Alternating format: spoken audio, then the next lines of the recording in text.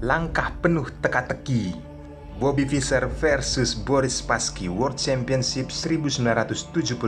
Apakah teman-teman sudah lahir pada tahun ini? Baik teman-teman, kita ambil pelajaran pentingnya dari pertandingan ini.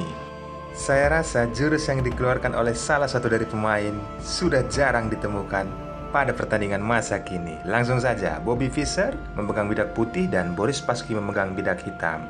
Dan bagi kalian yang baru join di Jari Pelawi Chess, welcome. Jangan lupa subscribe dan nyalakan loncengnya. Selamat menyaksikan.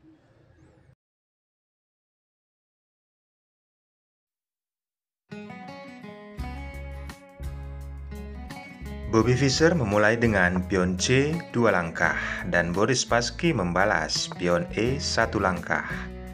Teman-teman bisa aktif di kolom komentar, tebak ini pembukaan apa, dan bagi yang tepat saya akan sematkan komentarnya.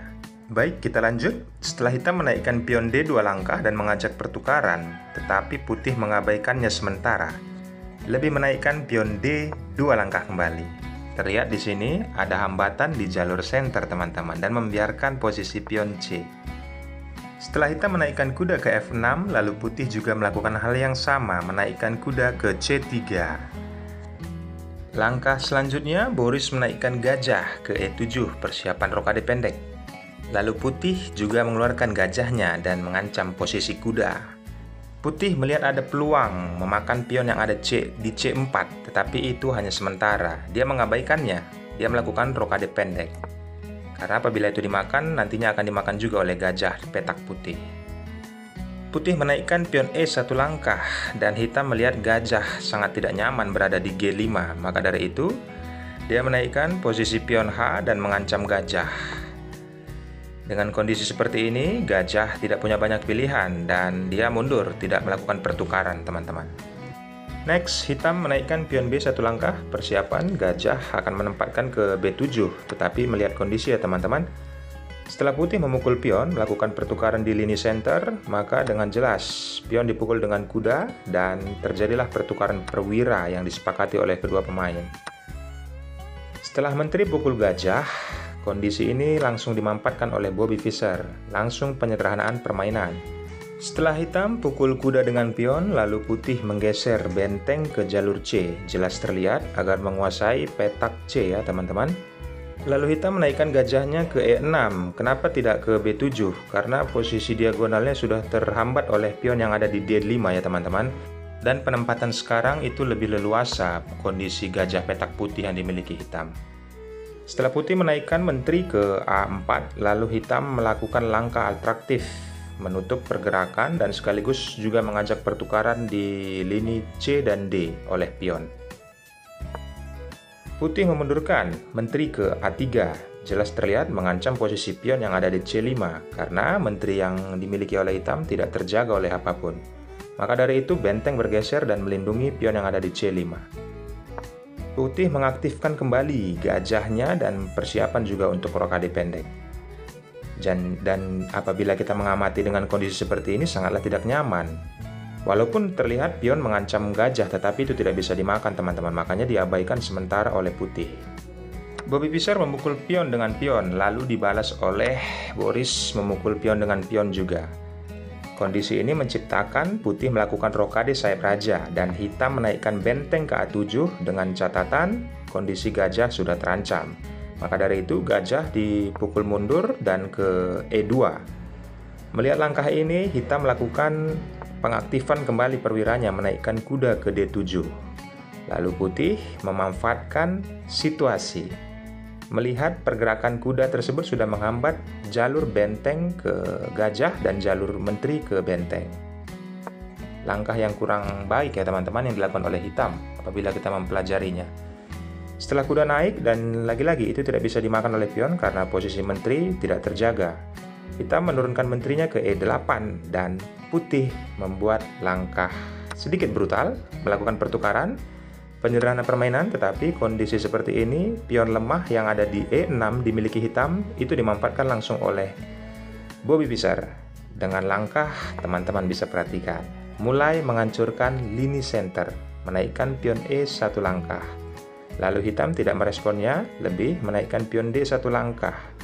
Hal ini membuat manuver yang sangat cantik yang dilakukan oleh putih, menaikkan pion F 2 langkah.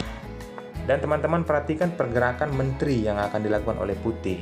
Setelah menteri hitam naik ke E7, lalu pion E dinaikkan satu langkah menghambat pergerakan kuda, sekaligus membuka jalur diagonal bagi gajah putih untuk berada di C4 nantinya. Benteng bergeser ke jalur B, mengancam posisi pion, dan tepat sekali oleh rencana Bobby Fischer menempatkan gajah dan mengempin posisi raja. Raja merasa tidak nyaman, lalu menggeser ke H8. Inilah terjadi serangan yang manuver dari sayap menteri bergeser ke sayap raja. Luar biasa, sekaligus mengancam posisi pion yang ada di E6. Jika teman-teman perhatikan, posisi pion itu sangatlah lemah, maka dari itu kuda mundur ke F8 sekaligus melindungi pion. Apa yang bisa dilakukan oleh hitam setelah putih menaikkan pion B satu langkah membuat pertahanan sangat kokoh. Hitam hanya bisa menunggu menaikkan pion A satu langkah melihat pergerakan apa langkah strategi yang dilakukan oleh putih. Setelah putih menaikkan pion F dan pion semakin terancam, tidak banyak pilihan. Di sini Boris Spassky langsung memukul pion dengan pion. Dengan kondisi ini, terlihat jelas teman-teman rencana yang akan dilakukan oleh Bobby Fischer melakukan serangan dari dua sayap sekaligus. Benteng akan bertujuan untuk menempatkan ke F7. Perhatikan, benteng akan menempatkan ke F7. Melihat kondisi itu, belum saatnya dilakukan. Kita berandai, apabila ini dilakukan sekarang, maka kuda akan ke G5 mengancam menteri dan mengancam benteng. Benteng pukul menteri, lalu kuda pukul raja, posisi skak, maka kualitas akan diunggulkan oleh hitam. Maka dari itu, dengan kondisi seperti ini, putih tidak naikkan benteng ke F7, melainkan benteng bergeser ke F1, mendouble. Ini sungguh tidak baik bagi hitam. Apa yang dilakukannya? Karena ada ancaman, maka menteri akan turun ke D8. Setelah itu pergerakan sangat sederhana tetapi berdampak fatal bagi hitam. Putih menggeser menterinya ke G3. Lihat, jalur 7 berupaya dikuasai oleh hitam.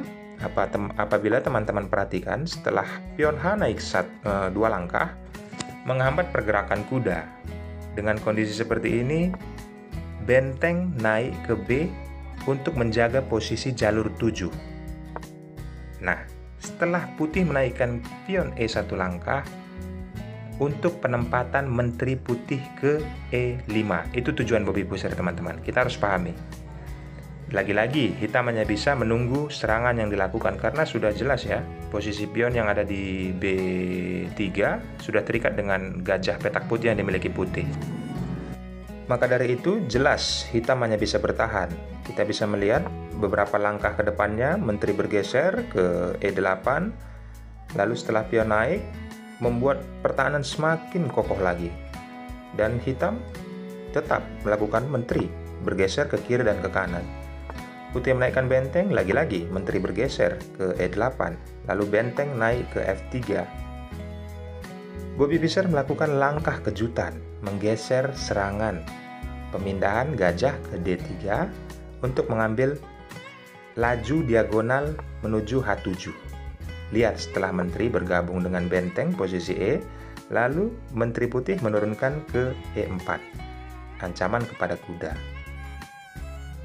Lalu Boris Spassky mengambil pilihan memindahkan posisi kuda yang tidak berfungsi di H8, menempatkan ke F6. Langkah brutal dilakukan oleh Bobby Fischer. Kalian bisa tebak dan post videonya. Yups, langsung saja teman-teman, pukul kuda dengan benteng. Inilah langkah aslinya. Lalu benteng dipukul oleh pion, lalu pion dipukul oleh benteng kembali.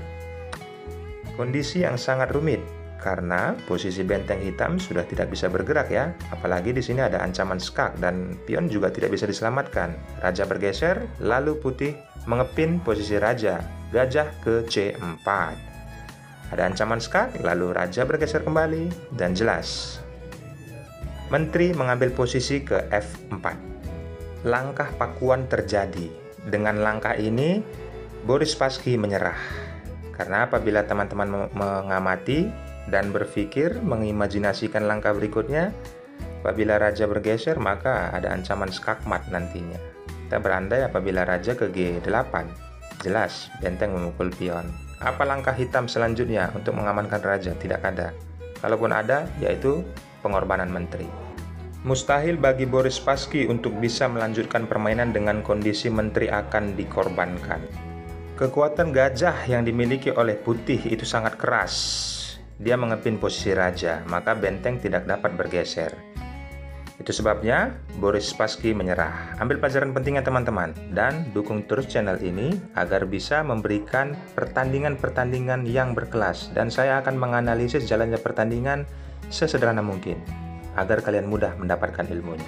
Akhir kata saya ucapkan thanks and God bless. Bye bye.